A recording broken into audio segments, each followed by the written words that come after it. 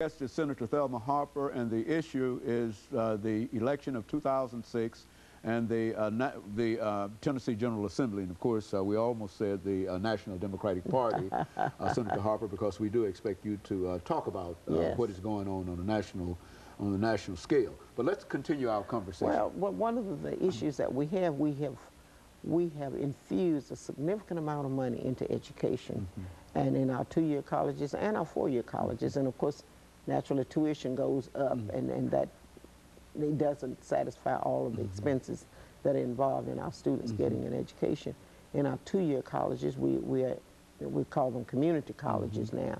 And I think you know that there was a mandate that said if students needed remedial help, they had to go to the two-year college to get it rather than the four-year college, because that is the assistance that they should have gotten when they were in high school. So we have, with Nashville Tech out here, they have had they've not had a real good building program. So when we appropriated money for them to upgrade their campus, they didn't have a cafeteria. And they have a waiting list of students. So we've infused money into pre-K, and we've done what we can, on the lower level. Now we're trying to help our higher education component, and you'll see some infusion there, and you'll see the construction, and so just trying to bring them up to the same level as some of the other institutions. And of course, Vol State, when the tornado hit, they were damaged quite heavily, but they're getting back up and running. And you'll see some things happen at Tennessee State University. And so what we've done is, we have an education committee, but we try to keep a close tab on what's happening in our higher education component. We have our Board of Regents, we have the University of Tennessee, and then we have THEC, Tennessee Higher Education Commission, who oversees much of that. And we're running quite well now. I think one of the greatest complaints we have is there's a waiting list everywhere. MTSU has a substantial waiting list of students. And interesting part is that many of those students come from right here in Nashville. They drive that 45 miles one way every day to MTSU. Tennessee State University does not have a waiting list, but they have a significant number of students this year.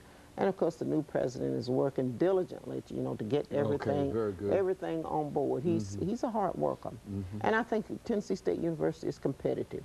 They have a good operation out there.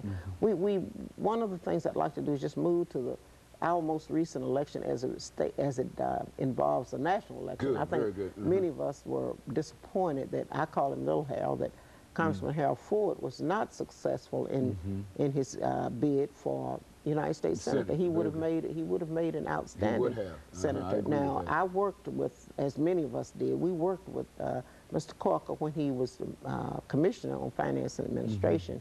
And I think he ran the race, that he thought he needed to run. I think some of the infusion into that race was just totally improper.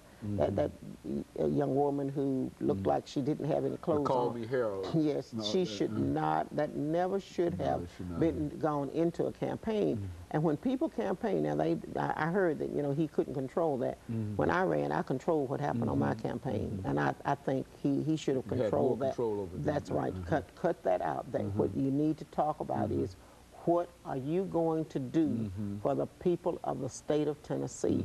And of course, we were not successful in getting little Harold in, and there's been an awful lot about, what our thoughts are. I just think he's qualified and competent. I think he is. And I think he has a life. And he has a life ahead of him. Thank the Lord, he's young, and he's prepared, and he's gifted. So we won't have to worry about that. But on a national scale, I think you saw the tables turn. In 1994, I think the Republican Party took over, and it was, well, it was what it was, and it is what it is. But now the Democrats have taken over, and people seem excited. I think one of the things that I've been very unhappy with, they have made an issue out of Nancy Pelosi. And it's a female thing. You think so? Oh, yeah, I know so. Okay. If that had been a man in that same posture, they would not have said one word. What are they saying about her now? Well, I think it goes back to Adam and Eve, to be perfectly honest. All right. I think whenever there's a woman who assumes that much power and leadership. There is serious woman. Serious woman, yes. And they try to find demerits. I don't see anything at all wrong with the fact that she earned it. She was at the right place at the right time, and then she lost on a candidate. But you know, you don't trade old friends for new. She's doing the same thing that Newt Gingrich did, and all of the rest of them. On the other side, they put Mr. Trent Lott back. He beat out our United States Senator Lamar Alexander. So, but you didn't hear that much about that. But I think it concerns me that they have focused so much on her decision-making ability.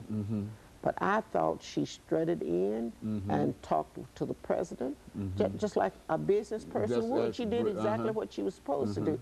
But I think people are still in shock. They're still in shock that she is the speaker, because they've done the same thing with Senator Clinton. I mean, you listen to the radio and they're so disrespectful.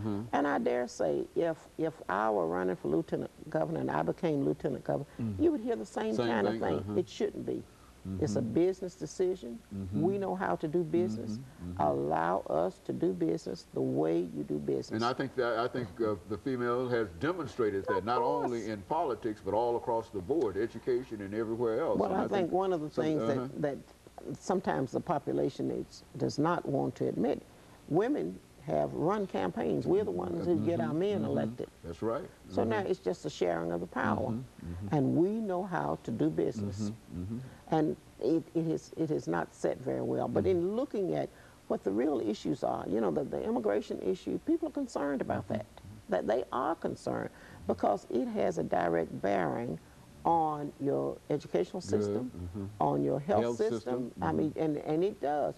You can't allow people who are here to just lay out in the street and die. You've got to feed children and help mothers and fathers when they become ill. So it does tax your system. It really does. It impacts your system.